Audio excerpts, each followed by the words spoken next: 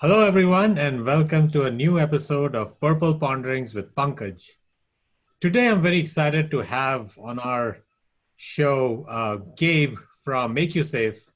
And Gabe from Makusafe actually is, I'm very excited for him to be here because he's actually the first guest who's also a IoT product manufacturer or device maker, as I call it in our Cool. language.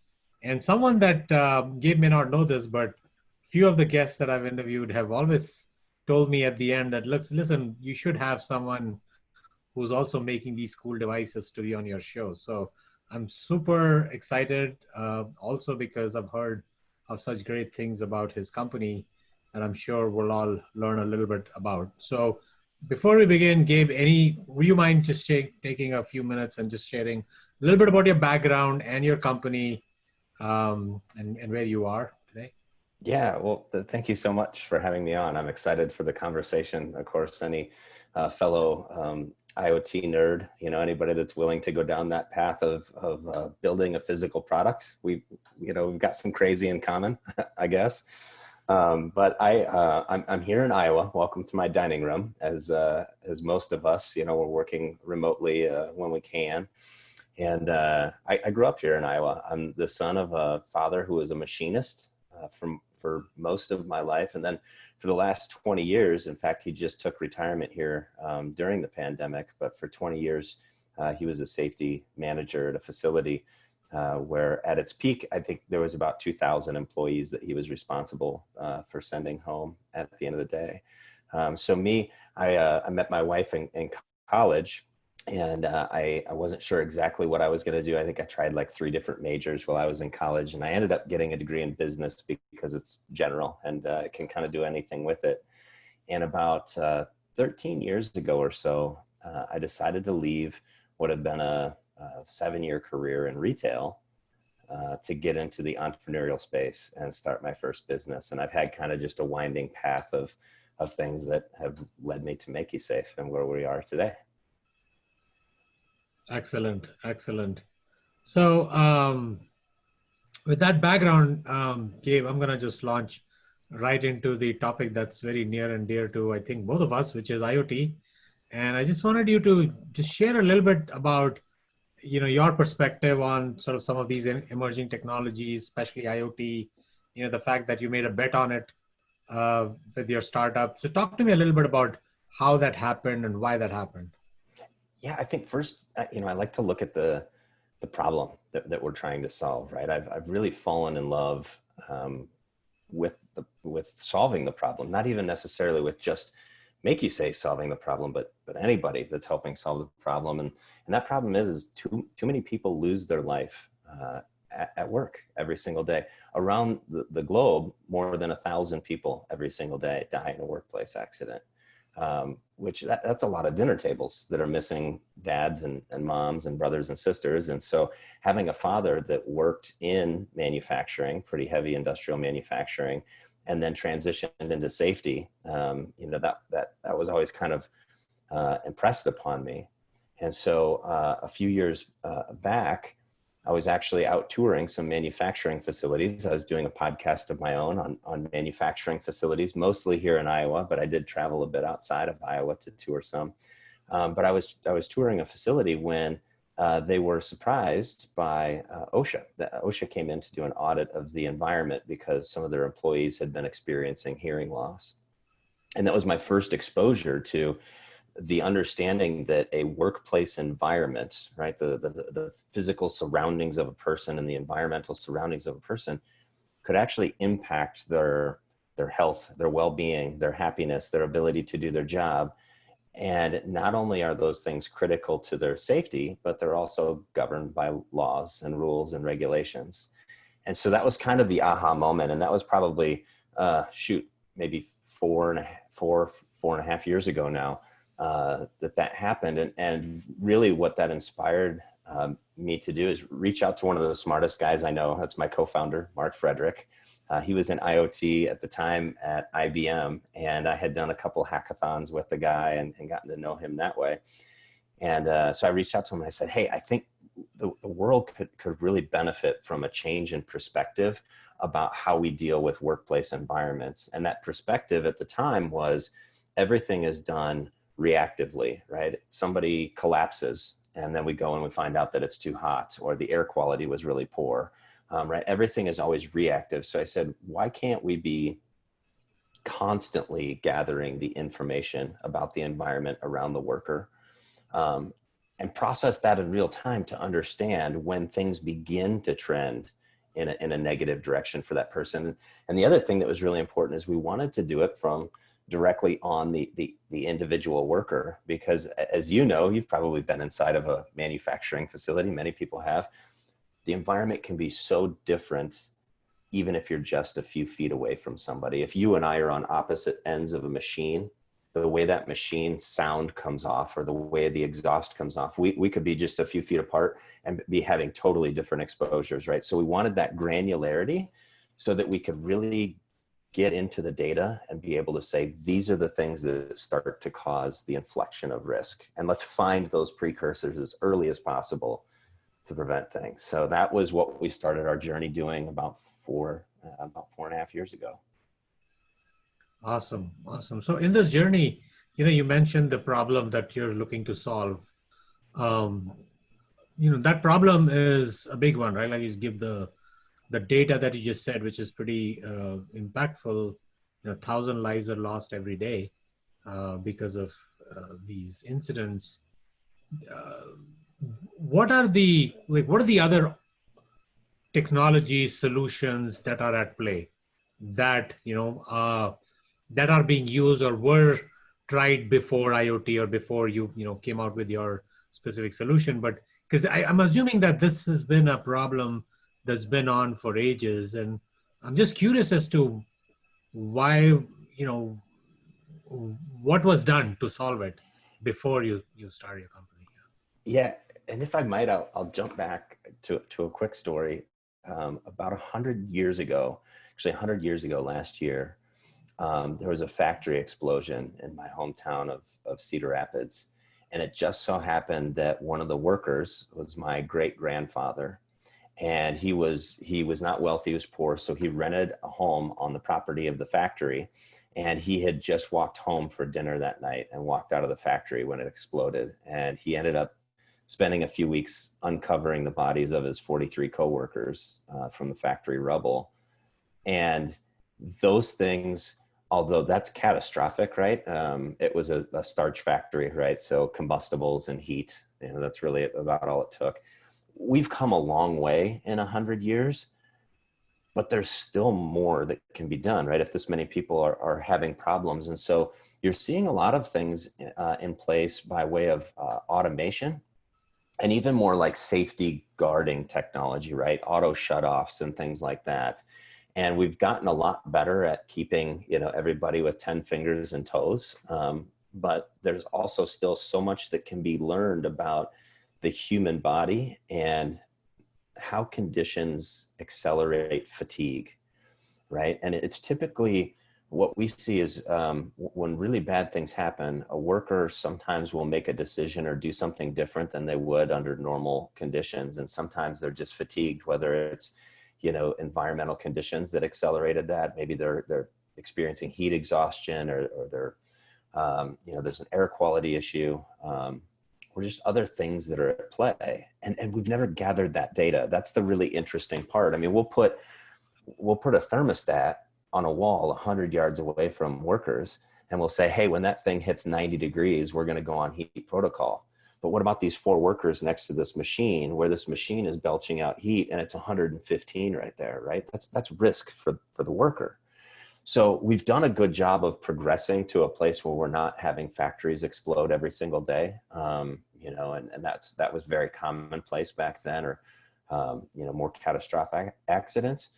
But that doesn't mean that the individual loss of life, the individual incident is not just as important. And it's great that we're at the place now where we can focus on that. But I think it's technology like Makusafe and others that are in this space that are going to help provide the data that will allow us to do that.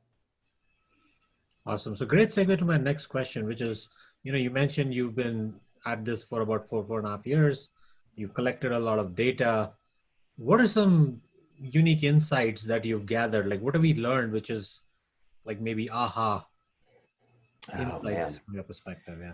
Yeah, man, there's so many. We've had great situations where we've been able to identify that workers are being exposed to something that they didn't realize. Like from sound is a great example, right? That's what inspired this thing. So we have the ability to send notifications when people reach a certain level of exposure to sound, right? We act as a full noise dosimeter, just like OSHA would use for an audit, right? And so we're tracking that time weighted average, and we know if Gabe's been on shift for only 3 hours and he just hit 90% of his allowable threshold of sound, that's a pretty big deal, right? We need to find out what Gabe's doing and make sure that he's got hearing protection or things like that. We have a lot of interesting things around motion. I think human motion is one of the more exciting things that we deal with a lot of data from our accelerometers. And we look at everything from trying to identify slippery surfaces and trip hazards and things, because we all know if somebody trips over something and they don't fall and get hurt, nobody takes the time to go fill out a near miss report form in a factory for the accident that just didn't happen, right? So but that's a leading indicator, right? That's a precursor. Somebody's going to come and trip over that same crack or that same hose or that same pallet, and they're going to fall and they're going to get hurt, and then you're going to have an injury, you're going to have a loss claim, right? So we're gathering a lot of data like that, but even still, just understanding the physicality of labor, right? The amount of exertion that workers have to do certain types of jobs, and how does that compare to their peers across industries? The exciting thing now is, yes, we've been working on the project for over 4 years. We've been iterating on the technology. We did a bunch of pilot deployments in 2019 where we gathered some really good insights, but we're now live in the field with production equipment. And we're now getting data from a lot of different workers and a lot of different types of facilities. And we're growing our data set to where we can get to a place where, as a customer, they can understand not only their information and the data about their workforce, but how does that compare to other people, right? And we can't show them, by name who they're comparing to, but other people in their industry, right? In large construction or in, light duty metal fabrication, right? How do they compare, and how can they improve? Awesome. Awesome. So, that leads me to a question for you, which I think a lot of us face, right? So from a business model perspective, right? So you've got, the insurance company that's a stakeholder. Uh, the business itself is also a stakeholder, right? And I'm sure you've experimented with targeting both as customers. So talk to me a little bit about how your business model has evolved. What have you learned in interacting with these different types of stakeholders? Yeah, I think I'll answer it in two ways. One is how we have evolved our model itself and how we charge customers, which today we're what we call a system as a service enterprise solution. So we provide the hardware technology, we provide the data platform, we provide all of the necessary webhooks or APIs if somebody wants to extract data and things, and all of it is packaged as a service for a monthly fee. So they don't have to buy hardware equipment up front or anything like that. It's all leased as part of that system. That came through, multiple iterations of trying different things and just landing on, what's the easiest for people to understand when you package it all together and you say, here's the price, right? So we landed on that.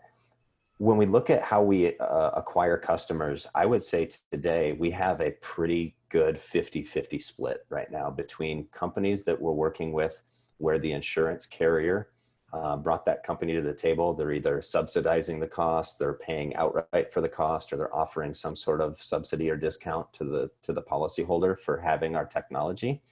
And in that, they get to share in some of the data that we produce to be able to deploy their resources better and connect with their customer better, right? So we have a kind of a suite of tools tailored to the insurance carrier and insurance customer.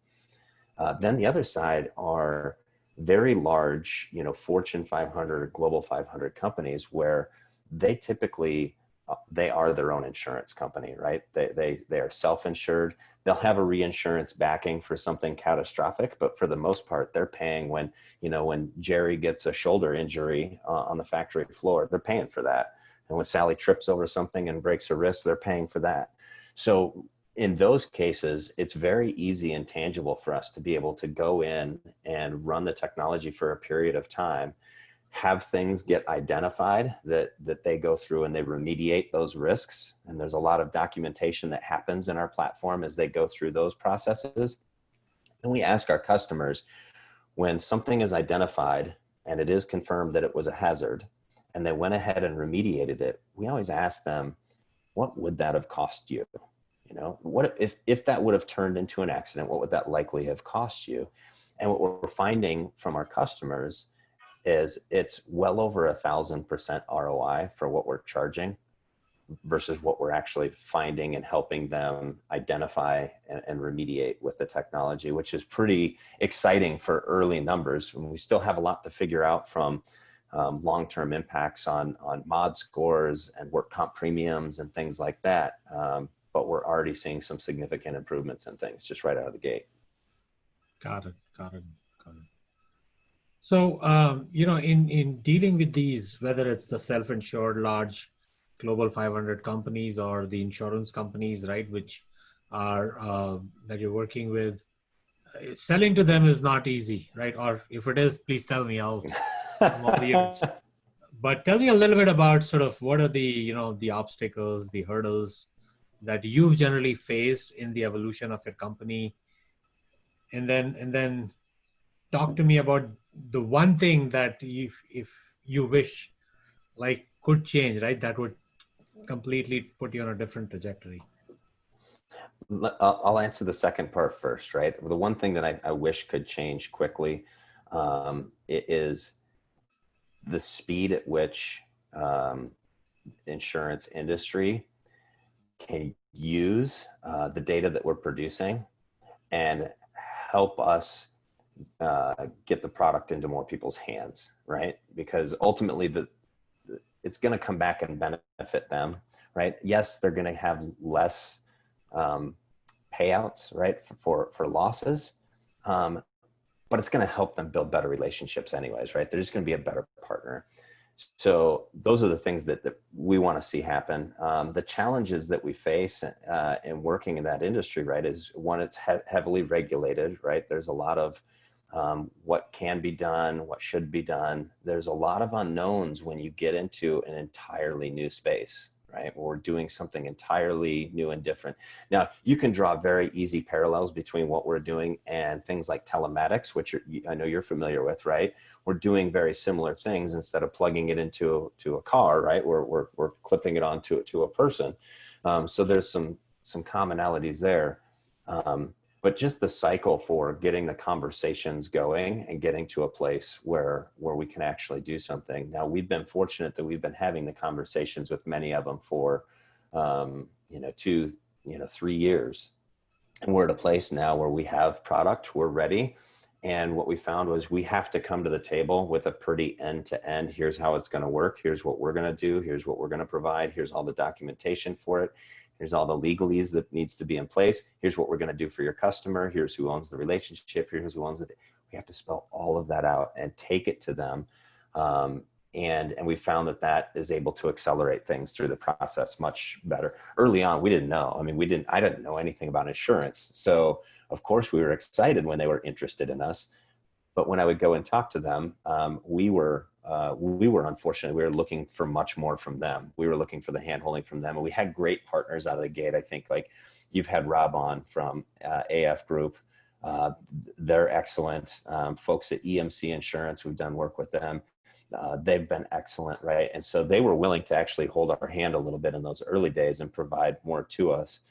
I think one of the challenges that other insurtechs are facing now is the insurtech industry has grown so much, right? And there's so much whiplash of all the things that they're looking at and trying to decide where's the value and what they could implement. And we even talked to carriers today where we're working with their insured already. Their insured has our technology and we're talking to the carrier and we're saying, hey, we want to engage with you guys and have you be a part of this process. And they're going, hey, look, we just don't have the capacity to do it. So I think that's going to be a challenge for a lot of insurtechs, is there's just enough in the space now. And I would assume that's some of the stuff that you're seeing as well, that it's just, there's a lot to look at now.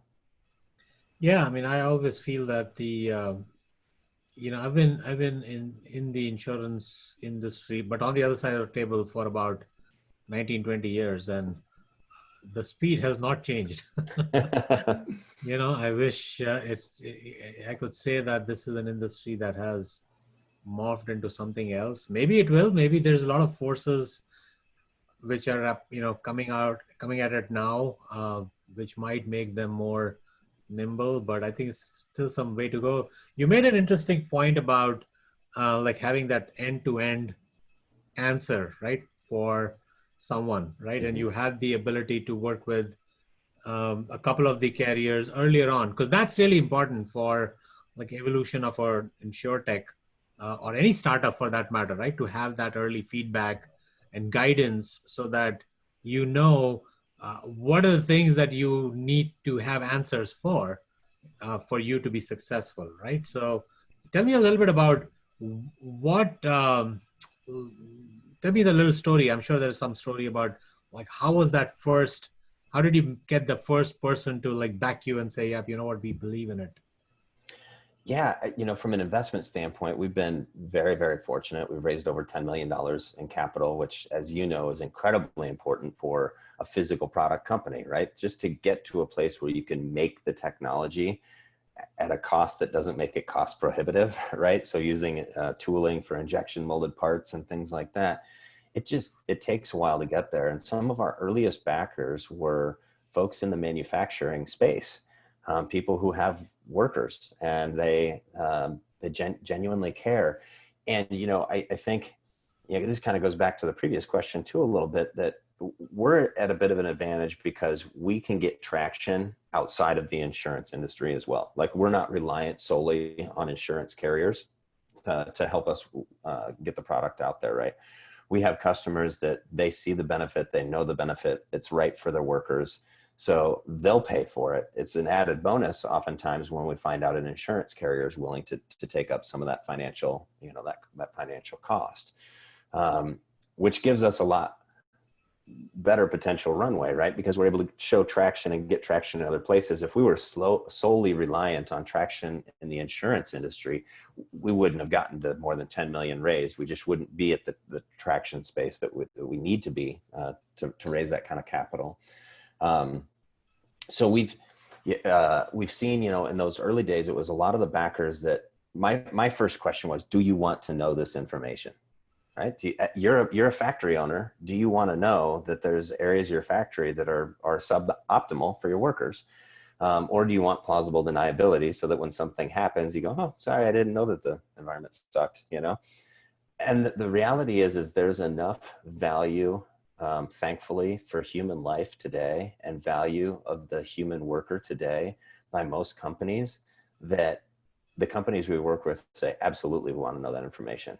If there's something we can do to try to make it better, we want to know. We want to be able to show that we are paying attention to things. We want to be able to know where we should be spending our time, where we should be spending our dollars, our energy, our effort to try to get the best conditions for our workforce. And so those early backers were the people that would say yes to that. Now, thankfully, I think if we went back maybe 15 years, we probably wouldn't be hearing that as much. I mean, that's just the reality of it. I think back then workers were a little easier to find. They were a little more dispensable, and we're a litigious society today, and the cost of litigation continues to go up. The cost of insuring people continues to go up, right? The cost of taking care of somebody when they get hurt, right? The medical costs continue to go up. So there's a financial component that has driven some of that, but I also really truly believe that there's a compassion component that has driven some of that too, as people have grown up and seen, people are people, and if we want work to get done and we're going to use people to get that work done, we need to take care of those people. So it's a little bit of that mentality shift, and I think that's why we kind of landed at a really, really good place in time where people they're wearing wearables. We're accepting of wearable devices, and we're okay with having things like that on us, and employers care about people. So I think all of those things kind of came together for a perfect storm. Got it. Got it. Well, changing gears a little bit, Gabe. Next question for you is, in this incredible journey that you've had, tell me the biggest learning that you've had so far, and maybe the one achievement. I'm sure there's a bunch of things you celebrate every year, but over the entire life of the journey, what's the one thing that you're most proud of? Um, Gosh, uh, I think one of the things that I've learned along the way, and it's really shown in this company. I've had some previous startups, all in the software space, um, but it really shows that if you have a mission that somebody can get behind and you hire talented people, incredible things can happen. And we have some really incredibly talented people on the team. And I see them online at 3 in the morning working on things. I see them on a Saturday, Sunday working on things because they're so passionate about solving the problem and making an impact, that they're super behind it. And so it's just the reminder every day to our team that we're trying to solve a very real and tangible problem that is impacting people's lives. And it's our job as founders, right, to help them fall in love with solving the problem and not necessarily just get blinded solely by looking at our solution, right? And sometimes that can be a challenge to startup founders, is we get so focused on our solution, we're forgetting to think about the problem, right? Um, and then I think maybe the biggest accomplishment or achievement, I just remember that first time Mark and I walked onto a factory floor, and every worker that we saw when we looked around was wearing our technology, and hearing from the company that it was incredible what they were able to learn and the things that they were seeing and how their employees were, you know, you can do voice memos with this. So leaving them voice memos about things that they're seeing or things that they're thinking about, and just seeing that vision that we had 4 years ago on the back of a bar napkin, right? Seeing it happen in the workplace. I mean, I was tearing up. That was just a really, really cool feeling to see that. Cool, cool, awesome. So, well, you talked about, watching your colleagues be online at 3 a.m. and Saturdays and Sundays. So that tells me Gabe is like a 24 by 7 kind of a guy. Is he, or does he have time to, indulge in some hobbies, reading? Like, what do you do, if anything?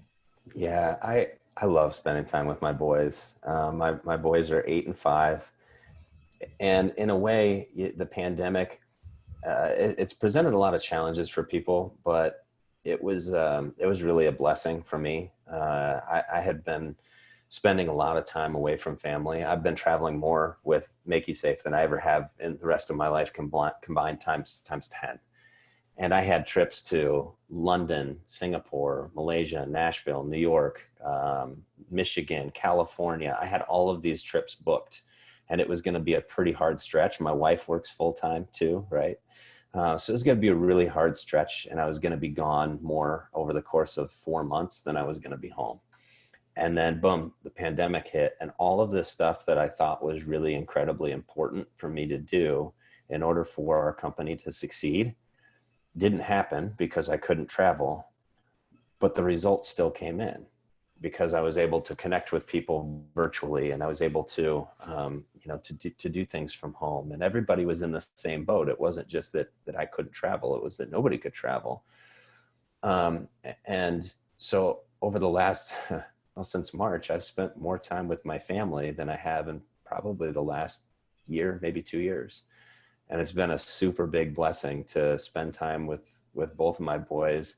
They like to build circuits. They have Snap Circuits kit, so they like to build their own IoT circuits. And I like to read them stories. We like to go camping. We're going to go camping this weekend up in the northeast corner of the state of Iowa. I like to go fishing and do that kind of stuff. And it's all these things that I kept telling myself, make you safe is really important right now. It's got a lot of investor dollars. This, push this thing and push this thing, and we'll hit a finish line. And then sometime when we get to a finish line, whatever the finish line looks like, then I can spend time doing these things.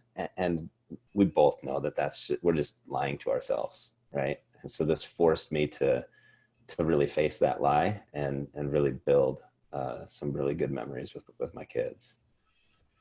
Yeah, that's really important. I mean, it's I call it the self-care time as well, right? So you need to nourish yourself enough so that you can get to the finish line. Otherwise, just burn yourself out. So that's a good point. All right. So for this very last segment, I'm just gonna give you a couple of choices, and I just want to know which one do you prefer and why. And starting with, say, golf or tennis. Golf. I used to golf 5 or 6 days a week, and I haven't golfed in more than 2 years. My clubs haven't even come out of the basement, but I love it. What's your handicap? I was down to a 10.2 when I was at kind of my peak. So All right. I was Well, all right. yeah, we should golf then. I love golf as well. Iron Man or Captain America? Oh, I gotta go Iron Man. Captain America. I just saw a movie with the actor that played Captain America, and it was something like 100 Knives or something like that. It was on Netflix, and he's a bad guy in the movie. So now it's like I see him Knives as Out. Captain America, but now he's a bad guy. So, anyways, Iron Man. Yeah, Knives Out. It's a good movie Oh, though. Knives Out. That's what it was. Yeah. Yeah. Superman or Spider-Man? Mm, man, I gotta fly. I gotta be Superman.